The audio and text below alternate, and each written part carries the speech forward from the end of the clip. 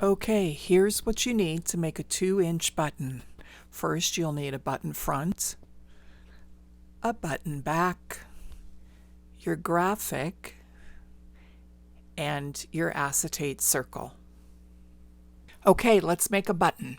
So grab one of your button fronts and you're going to spin these discs around until you find the one that has a single divot, the one that I'm going to show you here in just a second.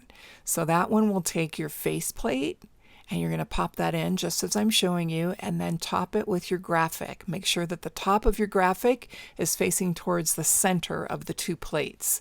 You're going to top that graphic with a piece of acetate, get that in there nice and firmly, and then spin that disc around. And now in this plate, you're going to put your button back.